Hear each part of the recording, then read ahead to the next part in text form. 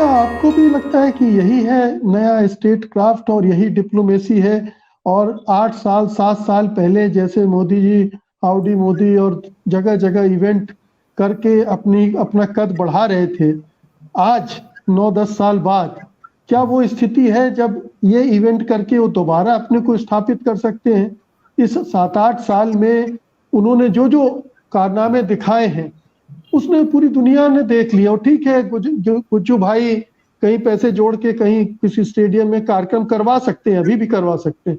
लेकिन जो शुरुआत में उनकी एक तरह से छवि बेहतर थी, जब वो एक्सपोज नहीं हुए थे अपने इन कारनामों के वजह से, अब वो स्थिति नहीं रह गई। अब ये मैनेज करना अपनी छवि को और वहां के मीडिया को, दोनों को मैनेज करना अब मुश्किल हो गया इस घटना के बाद। और भी मुझे लगता है कि उनको अंतर्राष्ट्रीय स्तर पर अपनी छवि बनाने की अब कोई चिंता नहीं है।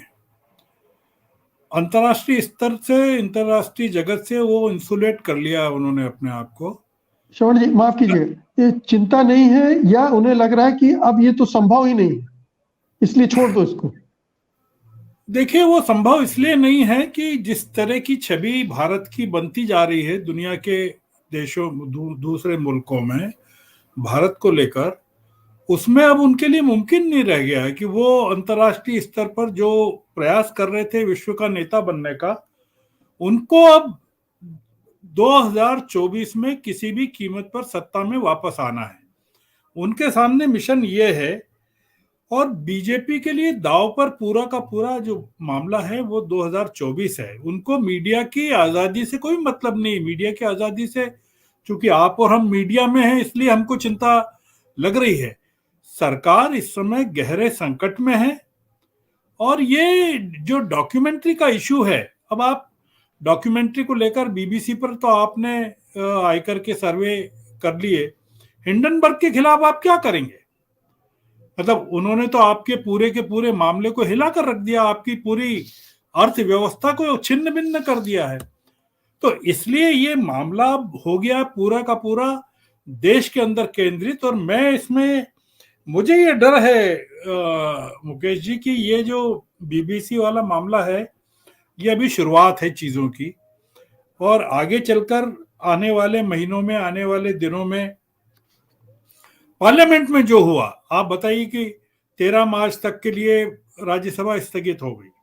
आप इसको क्या कहेंगे? मतलब आप बीबीसी के मामले में कह रहे हैं कि अभिव्यक्ति की स्वतंत्रता पर प्रतिबंध लग रहा है और आवाज दबाई जा रही है। पार्लियामेंट में अगर लोगों को बोलने नहीं दिया जाए, रजनी पटेल को वहां सस्पेंड कर दिया गया पूरे सेशन के लिए। तो ये जो चल रहा है पार्लियामेंट के अंदर और पार्लियामेंट के बाहर, या जुडिशरी और सरकार के बीच में जो चल रहा है, जी जिस तरह से श्रवण जी, अभी राज्यपाल की आपने कहा कि नियुक्ति, मुझे भय है, किस बात का भय है आप?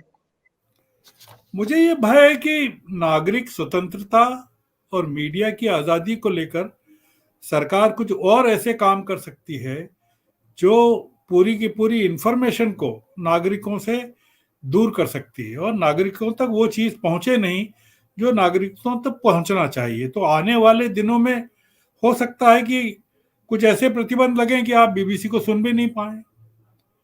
आप क्या करेंगे अगर बीबीसी पर उन्होंने सुप्रीम कोर्ट में अपील की कि बीबीसी पर बैन लगाया जाए, सुप्रीम कोर्ट ने डिसमिस कर दिया। अब क्या करेंगे आप?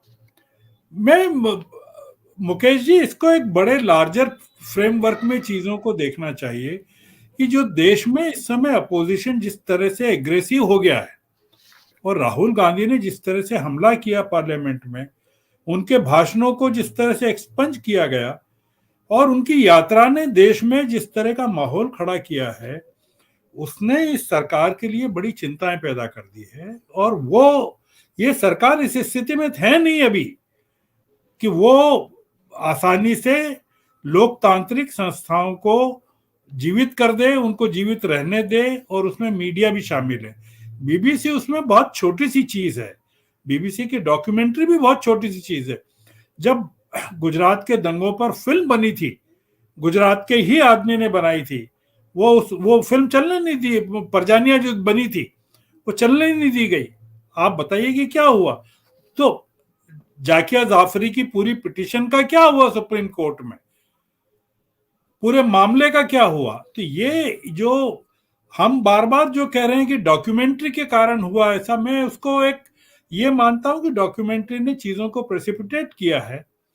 सरकार एक अलग मोड में चली गई है और मुझे लगता है कि ये बीबीसी का मामला केवल एक उसकी झलक है। मैं कुछ जी चीजें ये देख रहा हूं कि आने वाले दिनों में हो सकता है कि बहुत सारी चीजें हों, क्योंकि बीबीसी का जो लोग इतिहास जानते हैं वो जानते हैं कि इस तरह से बीबीसी दबाव में नहीं आती। मैंने तो बीबीसी का काम फॉकलैंड वॉर के टाइम खुद देखा है वहां इंग्लैंड में 82 में, और इराक वॉर के टाइम में जो लॉर्ड हटन की जो रिपोर्ट आई थी पूरी के पूरे, और उसके कारण जो वो एक स्पेशलिस्ट थे, वेपन स्पेशलिस्ट, उनको सुसाइड करना पड़ा, जो कि बीबीसी को उन्होंने इंफॉर्मेशन दी थी, जिसके कारण पूरा का पूरा मामला हुआ।